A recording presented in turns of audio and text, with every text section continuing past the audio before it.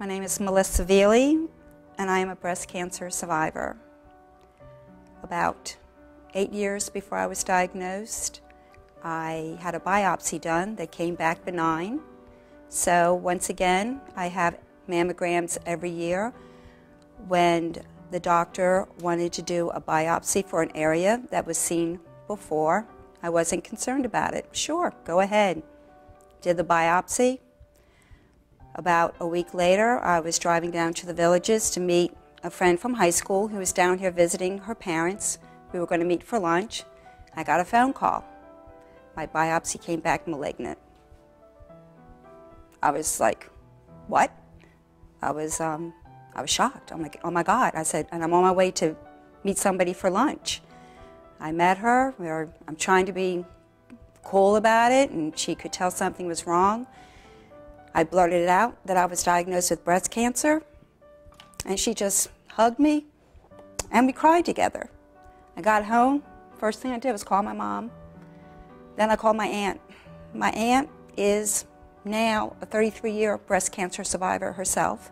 She was actually diagnosed at the same age I was diagnosed.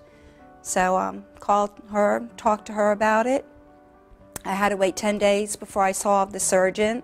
Called my primary care doctor, talked to him about it, asked him about the surgeon. I researched, but it was still killing me on how bad is it, what's going to happen to me, until I got to see the doctor.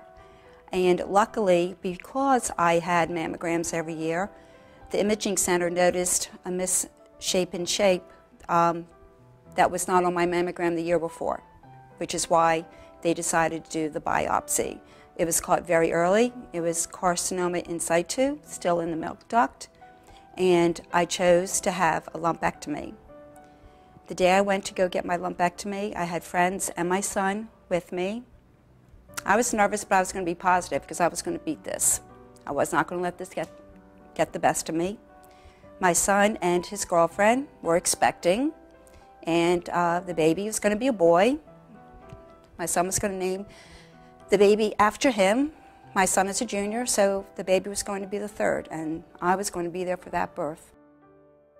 I went to Robert Bostonall. As soon as I walked in, I just felt warmth. The front desk, the ladies there were so sweet, so friendly, smiling. After that, every day I walked in, they knew my name, always asking me how I was, always saying hi, chit-chatting with me.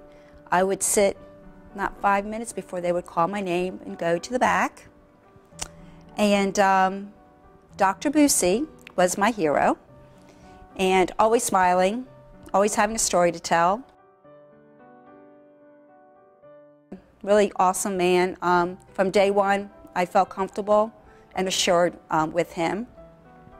The techs, everybody was just so nice, so comforting, so friendly. I think it really takes a special person to make oncology their career.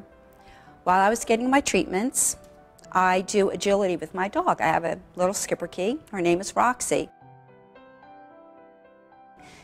That got me through my radiation treatments. I went once a week to classes.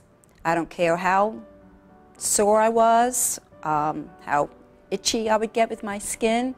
I went, I got my mind off it, and it was a great way to relax. It was a good stress reliever.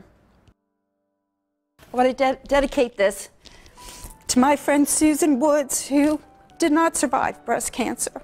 She lost her life September 15th. She fought hard. She was so positive. She has such strong faith. She never complained. We talked about becoming survivors together.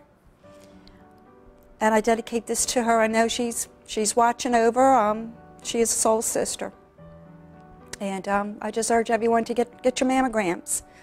It can save your life because it saved mine.